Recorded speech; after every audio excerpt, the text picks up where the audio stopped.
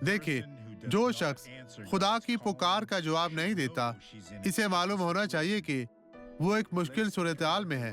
آئیں ایک نظر ڈالیں کہ 2700 سال پہلے یسایہ نے یہاں کیا لکھا ہے۔ یہ باب 66 آیت 4 میں ہے۔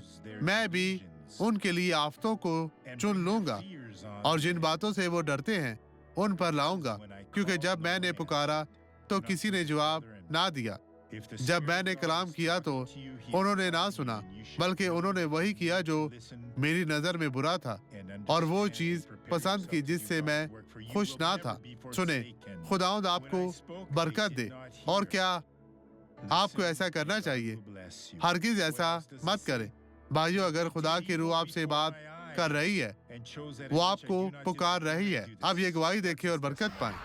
آپ کو چلنے میں مشکل تھی، میں اپنی کمر کی وجہ سے نہیں چل سکتا اب کیا ہوا؟ میں ٹھیک ہو گیا ہوں۔ اپنی کمر کو اس طرح ہلائیں، اس طرح دیکھیں، اس طرح ایک طرف سے دوسری طرف میری طرح کرتے جائیں۔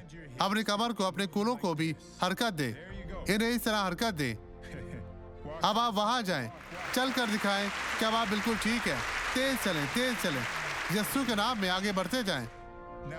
خداوند تیرا شکر ہو، بھاگنے کی کوشش کریں بھائی، خداوند آپ کے ساتھ ہے، اب آپ ٹھیک ہیں۔ آئے اب دعا کریں۔ باپ، ہم سب اس لمحے میں دعا کرتے ہیں تاکہ ہم تیری پاک بھیڑیں ٹھہرے۔ خداوند خدا، تو ہمارا اچھا چرواہا ہے جو ہمیں برکت دے رہا ہے۔ یسوع کے نام میں میں تمام برائیوں کو حکم دیتا ہوں کہ ان کی زندگی سے چلی جائیں، یسوع کے نام میں، اور آپ کہیں خداوند تیرا شکر، تیری تعریف ہو۔